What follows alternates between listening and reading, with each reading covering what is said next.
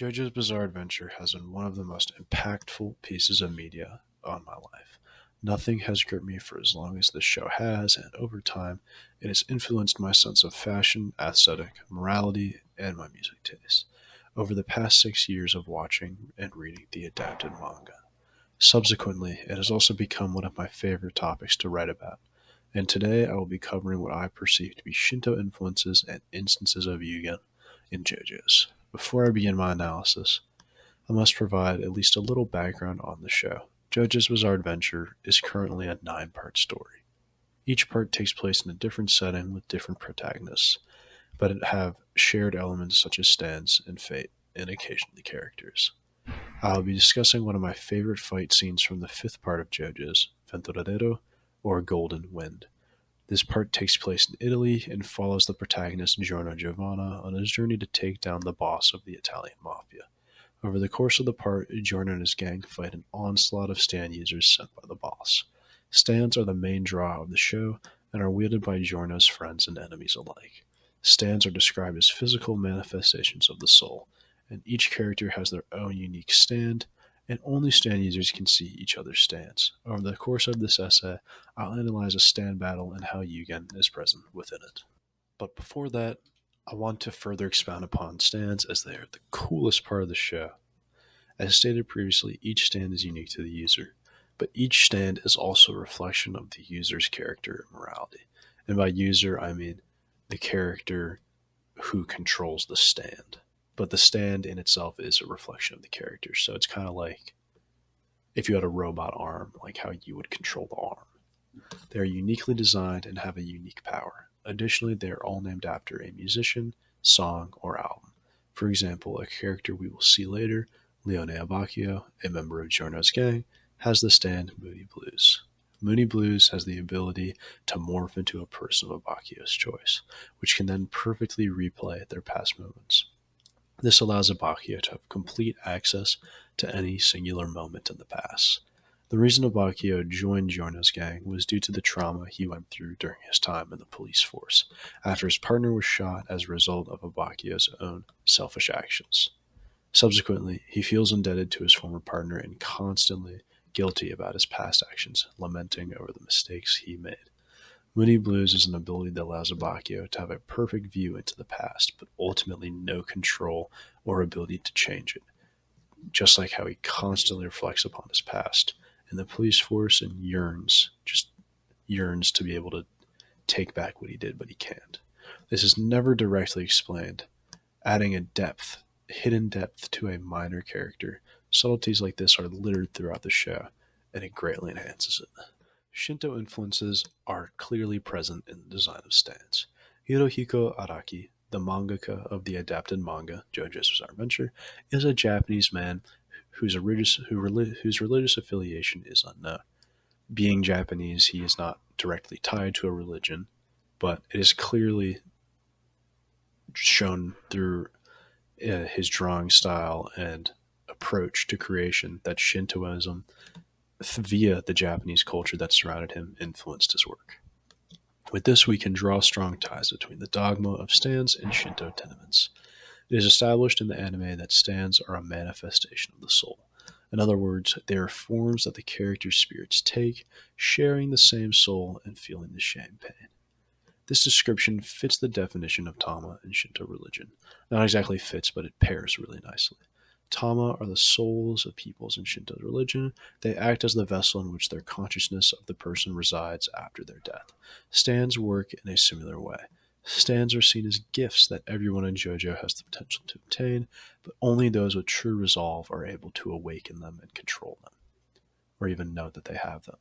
Stands are awoken in a variety of ways. Typically, characters are either born with them or they are manifested through the stand arrow piercing them and deeming them worthy. It is easily interpreted that stands are parallel to Tama, as both of them function as outer vessels of a person's soul, and that stands are only awakened by a greater power and a resolve within oneself is very similar to Shin Buddhist themings of power, as it is a awakened form that everyone has, but only those that are gifted by some greater force are able to achieve. Lastly, certain stands throughout the series come back in vengeful ways after the death of their users. Stands such as Notorious Big, Cheap Trick, and Limp Bizkit only attacked after the death of their user's killer, similar to the way that Onryo enacts their malicious vengeance upon those who wronged them. When we first learned about Tama and Onryo, the first thing I thought about was JoJo's. It has brought and still brings me a lot of joy when I see commonalities between media I love and class topics I find interesting. The thing that I found the most interesting in this class was the concept of Yugen. The idea that any instance in any form of art can be so minute and overlooked, yet so in depth and beautiful, fascinates me. I wanted to do my best to find Yugen in JoJo's Bizarre Adventure. It is such a garish, over the top, explosive, near. Some people have described it as like punchy or tacky, but I disagree. Show at surface level, but it still holds a lot of nuance that, when dissected, really deepened my appreciation for it even further than it did. I'll be going over a fight near the beginning of Part 5 of JoJo's and how it holds a deeper quality that incites reflexivity in both the show, the watcher, and the format of an animated show itself. My chosen fight features Giorno's gang and their face off against the gangster Mario Zucchero and his stand Soft Machine. This fight begins with the gang taking a rented yacht to Capri to gather the fortune of the recently deceased Capo Polpo, while Bruno Bucciarati, the leader of the gang and the only person who knows where the fortune is located, explains to them what they will do once they reach the island. Bucciarati then further establishes that he will tell no one where the treasure is until they reach Capri. Suddenly, three members of the gang disappear one by one, leaving only Giorno, Bruno, and Abacchio. Through Abacchio's use of his stand, Moody Blues, it is revealed that the other members were deflated like pool toys, and their skin turned to a rubbery, malleable plastic by Zucchero. After Giorno lets himself get caught, in order to help solve the mystery, a fly appears and becomes the personified voice of Zucchero, whose location on the boat is still unknown. The music begins to swell as Abacchio finally deduces where Zucchero is hiding, right before being deflated, leaving behind a trail of blood on the deck. The color palette of the scene transforms to this eerie, near inverse, and the audience and Bucciarati are equally terrified and confused as Zucchero begins to speak through the fly, hurling insults and threatening the lives of the gang who he has taken captive. Trying to find his friends, Bucciarati attacks the deck with rage, opening up zippers all over it with his stand, sticky fingers. Suddenly, the color palette returns to normal, and Bucciarati's demeanor changes. As the boat begins to flood with water from the holes created by his stand, Bucciarati reveals that Abacchio's blood did not slip through the floorboards of the deck, which led him to realize where Zucchero was hiding. It is revealed that he had deflated another yacht, as well as himself, and then stretched the other yacht around the rented yacht, allowing him to hide and traverse in between the two yachts freely. As the deflated boat is destroyed, the real one appears. Zucchero is forced to reveal himself, lest he drowns. He is then swiftly defeated by Bucciarati, leaving the gang victorious. Following this, and in the background, is the infamous torture dance scene, which is really big in the JoJo's community and one of my favorite scenes. Throughout this scene, we see everything that makes JoJo's such a perfect and unique and exciting and captivating show. Its garish, over-the-top fashion and acting, paired with cartoonish and ever-morphing colors. The color change isn't something that the characters notice. It's just a stylistic design that the animators did, and it adds so much. It delivers a bold and shocking impression. But what truly makes a scene like this in this show so great is how it challenges our preconceived notions of how altercations in fiction unfold. This battle creates a connection between Bucciarati and the audience, as both struggle to solve the mystery of Zucchero's location. Most fights in JoJo begin with the enemy stand user attacking from an unknown location, and then shortly after revealing themselves either directly to the protagonist or inadvertently to only the audience.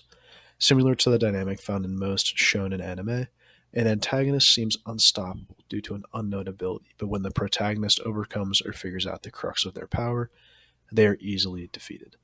But in this specific fight, both the audience and Bucciarati are left in a total mystery, both trying to figure out where the user is through subtle clues. Paired with this over the top acting from the show enhances the tension of the moment.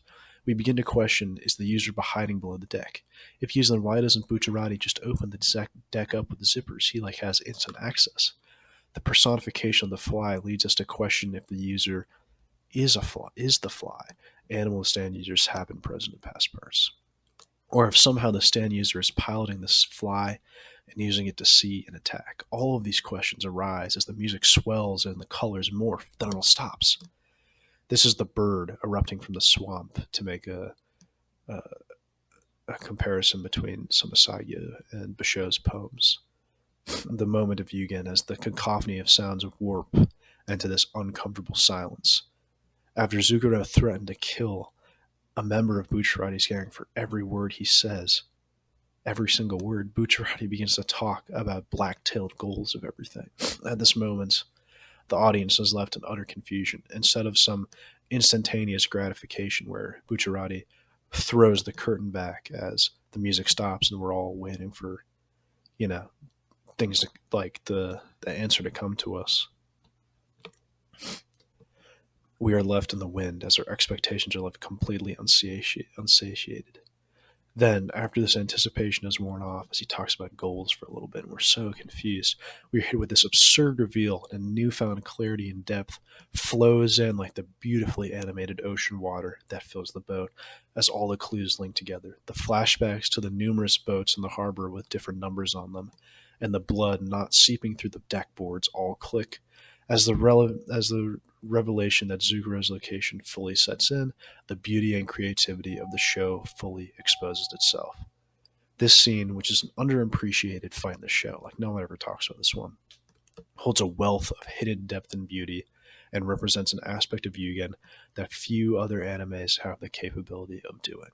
It's through our preconceived notion that it would just make so much sense if the guy pops out, then suddenly our protagonist beats him, but instead it's this puzzle, this like almost like clue type mystery that has just been haggled together. Not haggled, I mean that just like has been built upon each other, and suddenly boom, it's that instant hit when you're like, holy crap, a boat is wrapped around another boat.